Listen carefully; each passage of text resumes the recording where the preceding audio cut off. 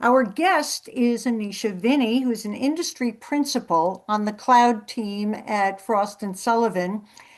Anisha, you have been covering the cloud for 4 or 5 years, and you know it pretty well. Tell us a little bit about the public cloud infrastructure services market. What is the concentration growth? What are you seeing overall? Hi, everyone. Happy to be here and looking forward to this conversation. Let's kick it off. Start with public cloud.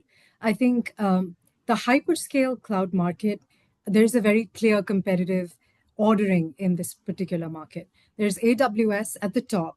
They are the market leader. They are the pioneer of the cloud computing space, and they have the largest market share by revenue, about 30% of the market in total. Microsoft is a very strong second, very enterprise focused. They have been growing significantly over the past 3 years, closing that gap between themselves and AWS. And Google's number three. They have, I think they're at a $71 billion revenue run rate this year. Everybody else sort of sits under that. Alibaba, Tencent, Huawei, these are the Chinese vendors. There's Oracle, there's IBM Cloud, but to a smaller degree these days. So that's the hyperscale cloud market for you. A very concentrated market. We're going to talk more about Oracle later. I'm not sure they're continuing to be lumped at the bottom in the rest of the pack, as you've discovered. But let me focus specifically in recently, second half of 2025, as you analyzed the cloud infrastructure as a service, IaaS market. One metric caught your attention. RPO, remaining performance obligation. What sparked that interest and what did you find related to that particular metric? So yes, in the latter half of 2025, I think what we began seeing after every earnings call is that there was a lot of excitement about this one number, RPO, as you pointed out. It means remaining performance obligation. It's a fancy word for backlog or contracted backlog that a company has. And there's two companies that stood out in particular. Microsoft had an enormous RPO number. I think today it's 392 billion, and Oracle had a 455 billion dollar RPO number. So rightfully, investors, analysts, journalists, they were all exceedingly excited about it, what it meant for the future of cloud competition, because some of these companies are much smaller than others. So is the hyperscale reordering in going to happen over the next few years? What could this RPO indicate? But whenever we see a number of this magnitude, what we wanted to do is understand what's driving that number, look under the hood and figure out what the factors are that's causing this sort of growth spurt, and also understand what is the downside, what are the risks, and what is going to prevent a backlog or the RPO, what's standing in between that being recognized as revenue a few years down the line. So that's what sparked my interest, and that's what we looked at. So RPO, and I know there are other industries that also look at contracts, seems like it should be a valid way of understanding what the future success looks like, where the growth is coming from. If a company, if a hyperscaler has contracted for X number of billions of dollars in future revenue, that seems to be a good indication. But you raised some issues, and you actually talked about an RPO quality framework. Talk about what parts of RPO are associated with hyperscalers and what needs to be mitigated a little bit there. Okay, let's dig into it. Let's dig into what RPO is, and then we'll talk about the framework that we are using to assess that RPO quality. It's a lens to look at this backlog through to understand what's high quality and what's high risk, and make that differentiation. But we talked about Oracle, and when you look at all the hyperscalers together, there's today across these four that we're talking about, there's 1.5 trillion dollars in backlog, and that's a huge number. Some of this is high quality executable demand. And some of this carries a lot of execution risk. And evaluating that backlog, you need to have a lens to look at it through. And that's the reason for this RPO quality framework. To backtrack a little bit about RPO as a metric and whether it's useful or not useful. What RPO essentially is backlog. It's revenue that you've contracted for, but you can't recognize yet because you haven't delivered the service or the product yet, right? So if I'm Salesforce and I sign a 3-year contract with a customer who's going to pay me $300,000, then at the end of the first year, I've delivered 1 year worth of service. That means $100,000 worth of service. So at the end of year one, the RPO or the backlog drops to 200K. At the end of year two, it drops to 100K. At the end of year three, all of that service has been delivered, so it drops to zero. So investors like this metric called RPO because it gives you an idea of future revenue. It's predictable future revenue. The second thing is it's customer commitment because these customers have already signed on to buy your service or your product. So that's important. And the third thing is it gives you visibility into demand past the current quarter or even past the current year, which is always great. So a company that has a high RPO or a high backlog, it just signals a very strong market position, typically. And there's certain industries, I think, where this works better than others. So RPO is a SaaS metric. In SaaS, it is the gold standard. So if you think about a company like a Salesforce or a Workday or a ServiceNow, right, where there's low capital intensity, there's the delivery cost as such is quite predictable. And when a customer signs on for a Salesforce or a Workday contract, you flip a switch and they are live on your existing infrastructure. That's essentially what happens. So this revenue is as good as delivered. It just gets recognized over time. You have subscription businesses where the metric makes sense. Think a Microsoft 365 or an Adobe Creative Cloud or even Netflix, right? When Netflix is already building their original content and the Netflix specials and populating their content catalog, regardless of whether 100 customers sign up or not. That cost, that cost of incremental delivery is small for many industries. Professional services contracts like consulting firms, Accenture, Deloitte, where you have these multi-year consulting engagements. RPO is a great metric because the incremental cost to deliver it is essentially the cost of labor, Yeah. which is Mhm. it's not a problem. So as you see, the RPO as a metric works well in these industries that are low capital intensity and they're asset light. You're not having to bring up physical infrastructure to service these customers over the course of time as you recognize the revenue. So in those industries, it makes sense. Um, and in SaaS, the difference between contracted revenue and execution capacity, the distinction's not really there, and it's not that important. In cloud infrastructure, though, and particularly I think in AI infrastructure, that distinction between the contracted demand and the execution capacity is everything. It's make or break, right? So this is the reason that RPO is important. It signals backlog. We want to distinguish between what represents strength and what represents a risk. And that's what the framework's looking at. And I guess what I'm getting at is the RPO is important, these big $1 trillion numbers, Mhm. but it doesn't signal the same thing that it does in some of these other businesses. And so it's not a gold standard the way it is in SaaS or in subscription businesses. Yeah, that makes sense. The in the SaaS market, there is little real barrier to keep the execution from happening or to keep the company from executing against the backlog. Um, Whereas in infrastructure as a service, there's a pretty significant barrier, and you mentioned Yep. AI, especially because of the exponential growth in demand for capacity. So talk a little bit about that quality framework a little bit more. What's in, what's out, what makes us look at it differently? Yes, yes, let's go through that. So this is what happens when a hyperscaler signs an AI infrastructure contract, right? The first thing is you're going to have to build or lease a data center, and this is going to cost billions of dollars, right? The second thing is they have to set up or install a power infrastructure, and we're thinking think utility grade power contracts that need to be in place, right? Because that's the scale of these data centers that we're talking about today. The third is AI chips actually generate a lot of heat, and so you need these massive cooling systems to be deployed. And finally, most importantly, you need GPUs or chips and hardware to outfit these data centers. For all of this, you need capital upfront before you can deliver anything. You're going to recognize the revenue over years, but in those years, you're still paying debt, you're paying off your interest, you're maintaining these facilities, and all these assets are depreciating.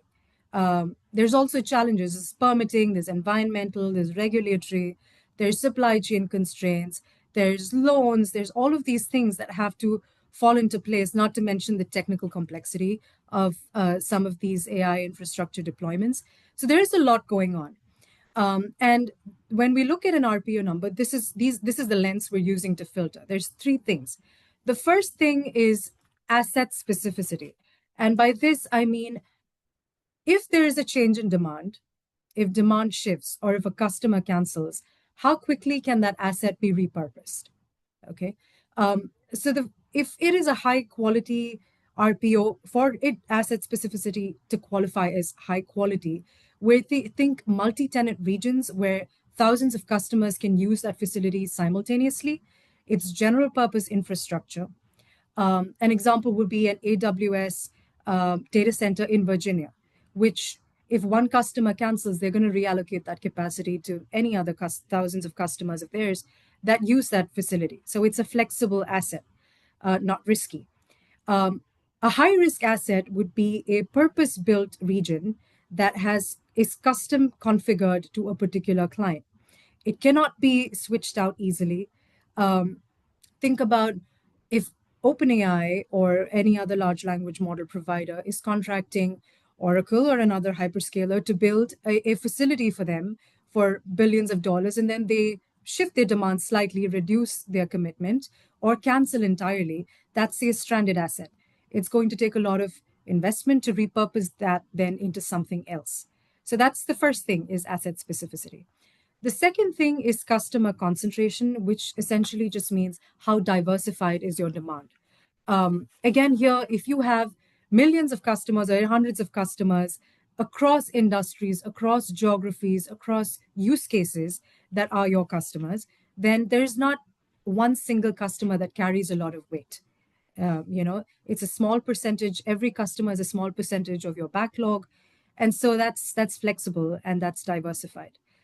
High risk, on the other hand, would signal you have a big chunk of RPO that's made by a few large clients. And so your RPO is incredibly concentrated. Think if you have a $500 billion RPO that's concentrated across five clients and one of them back out. That's $100 billion, and that's a 20% reduction in your contracted revenue.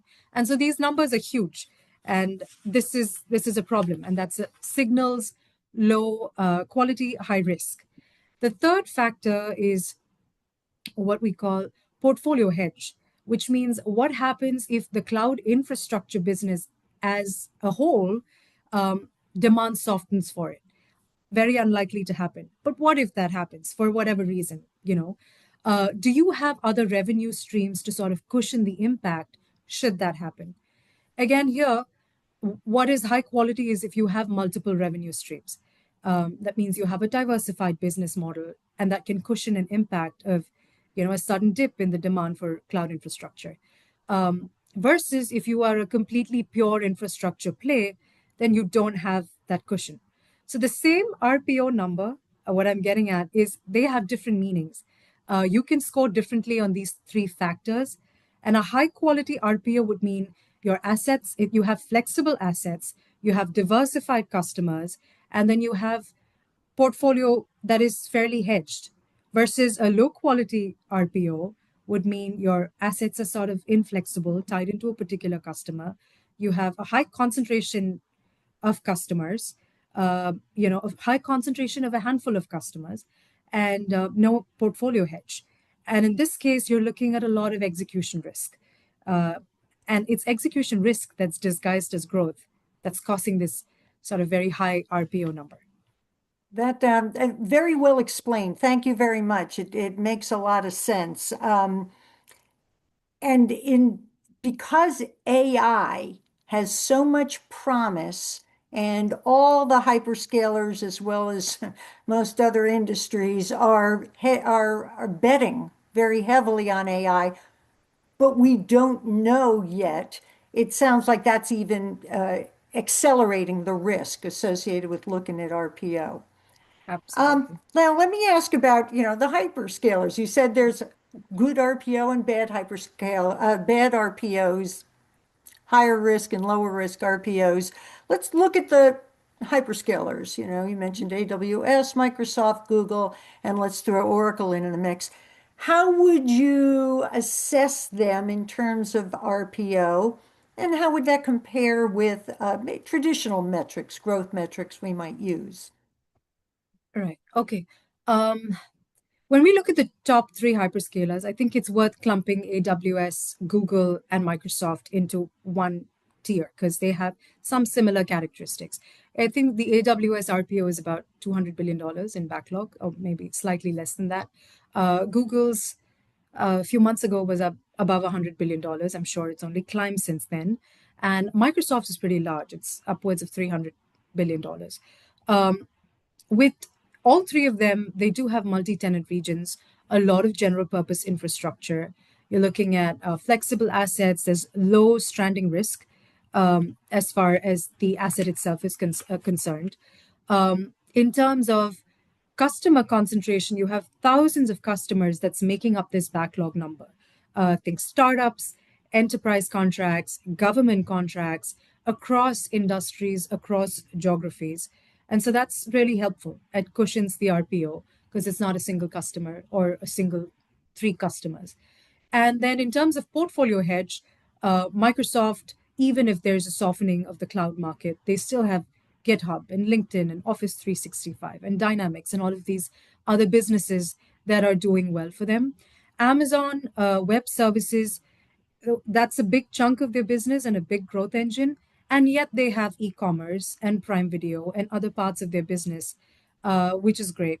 And then if you look at Google Cloud, they also have advertising and search and YouTube and workspace apps and other things. So I think all three of them are similar in this way. And also they are large, their cloud only revenues are very significant. And if you look at RPO and compare that as a multiple to cloud revenue, the RPO is still two or three times that of revenue, which means that the backlog and the capacity required to fulfill that backlog can actually be financed from the operations of these companies. So I would say largely that this is good quality RPO. The thing about Oracle is when you look at take the Oracle backlog and apply these three filters to it, especially asset specificity, for example. Your Oracle AI strategy involves building a lot of purpose built infrastructure for specific large AI customers. These aren't multi tenant regions, they're sort of dedicated facilities with custom configurations and very specific requirements. So it's exclusive capacity. The second thing, and they've been very transparent about this, is their RPO growth comes from a relatively small number of very large AI infrastructure deals. That is their go to market strategy. They're not shying away from it. And in terms of portfolio risk, they have database, they have some SaaS applications, but not as many as some of these other competitors of theirs that we've talked about. And I think what has happened as a result over the past 2 months is when you look at the Oracle stock price was $345 at its peak. It's lost 40 to 50% of that value. I think yesterday it was trading at $140. So that's a big drop. There's several US banks that have withdrawn financing from a lot of the data center projects that Oracle was trying to get stood up. They also have bondholders are suing them because they required a lot of debt to finance their data center capacity to fill that backlog and address that RPO. And there's also reports from TD Cohen about layoffs, as many as 30,000 layoffs. And the reason for that is to finance a lot of this infrastructure build out that they need to do. And yet their RPO is growing. Their RPO number has grown from $455 billion to $523 billion. So it's amazing that the backlog continues to grow, but debt is growing as well. They have, I think, $108 billion in debt, which makes them the largest non financial tech company in terms of debt load. And I think I recently saw that they have $250 billion committed to paying leases for data centers. So the backlog is big and amazing, but at the cost to fulfill that backlog is also immense. And so that needs to be taken into consideration too, that execution capacity that that I was referring to. Yeah, the cost is immense, and obviously it brings a tremendous amount of risk.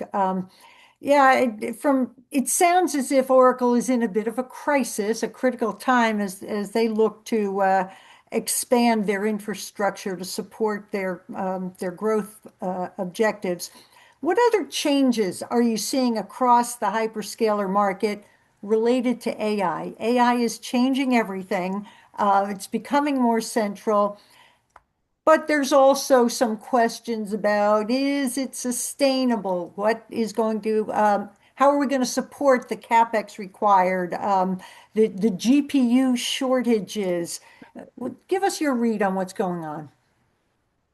There's a lot of strange things going on in this market right now. Okay. So, I mean, I can't, no one can quite wrap their head around it, but this is my read, right? There's three things going on simultaneously. There's the efficiency question, which is there's a record number of job losses happening at the moment despite record growth. And this is very different from other tech booms because when you have a boom, you need people to talent to fulfill that. And the opposite of that is currently happening. AWS just laid off 14,000 people after 14,000 people the previous year. So the total number is 30K. We talked about layoffs across all of the hyperscalers. And this is a lot of this, they say, is to fulfill that demand for data center, build out that capacity to get more efficient inside. Maybe AI is automating a lot of this work. So all of this is a strange dynamic. This concept of efficiency and how that affects jobs or job losses. The second thing is, I think what you talked about, capex explosion. We have today $400 billion committed across these four hyperscalers that we're talking about in capital expenses in the coming year. This is, for context, bigger than the GDP of several countries. It is bigger than the entire semiconductor industry as a whole, just capital expenses from hyperscalers.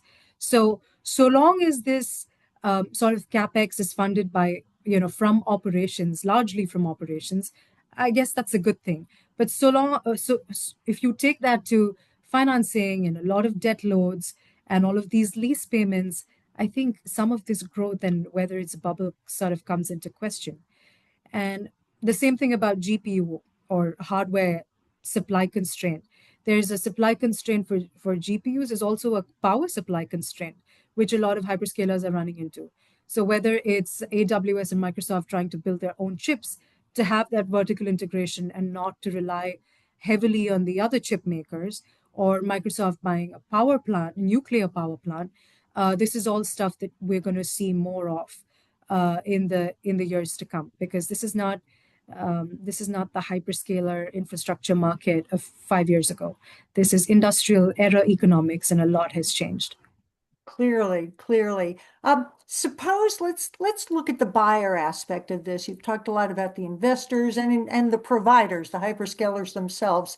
Um, Would I care if I'm an enterprise that is considering one or more cloud hyperscalers for my own business workloads? What does RPO and some of the related commitment factors that you've brought up? How does that impact at all an enterprise buyer? Enterprises should care. The reason being, like we talked about, some of this is vendor risk. it's disguised as growth, but what it is a risky vendor. If your primary cloud provider is execution constrained, then it does become your problem because inadvertently there may be delays. They may require prepayments, like I believe Oracle's currently doing 40% prepayments, extended timelines. And with financially stressed companies, you are going to see pricing volatility. I think it's just not an option. It's going to show up sooner or later. So I would recommend that you look at customer concentration and study free cash flow a little bit before you set your multi-cloud strategy, because multi-cloud, at least today, is no longer about just vendor lock-in. It's also about financial resilience, and that's important. As an investor or an analyst, I think you must still care because you got to look beyond the headline RPO numbers, that big backlog, and really look into RPO composition and look at look at what's making up those big backlogs and understand what is strength and differentiate between what's risk. Okay, that makes some sense. Let's finish this up. Give me a takeaway. Tell me what things are going to look like in the future, who's in terms of how we measure public cloud winners and losers. Um, in the future, well, I already see a bit of this happening right now, right? There's two sets of hyperscalers almost. It's like the market has segmented. And in these two buckets, one bucket is AWS, Microsoft, and Google. They're sort of the tier one hyperscalers. They have been around for a long time. They are global. And then you have a tier two that's more AI focused. And Oracle sort of falling into that bucket now more and more. You also have a company like CoreWeave or Lambda Labs that are doing AI specific infrastructure. Um, the and this market segmentation, I think, is going to continue. When we look at this idea of risky backlog, then that sort of bubble is that is more pronounced in that second set of AI infrastructure players, because you are going to have certain amount of customer concentration. You are niche by definition, and so that's going to come up more and more. Like I think we had CoreWeave decrease their revenue forecast for the year because of data center delays. So this stuff is going to happen more in that second category. I think in terms of takeaway, don't get us wrong, the AI demand is absolutely real. There's just the thirst for AI cannot be quenched. There's consumers are using it round the clock on multiple large language models. There's enterprise usage that has really ballooned. Governments, industries across every use case, everyone's using AI. And so the demand is absolutely real. I think the question for the industry and for us as analysts is, can you build this capacity fast enough? Can you build it in a financially sustainable way?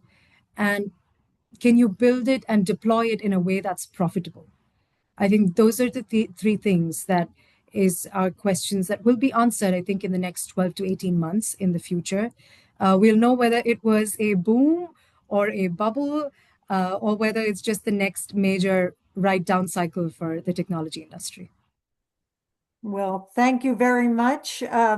Very interesting approaches, and we look forward to your upcoming insight on this topic. Thank you to those of you who have joined us today. Again, please, if you're interested in Anisha's insight on RPO, please reach out to Frost and Sullivan, and we'll make sure we're able to talk to you about that.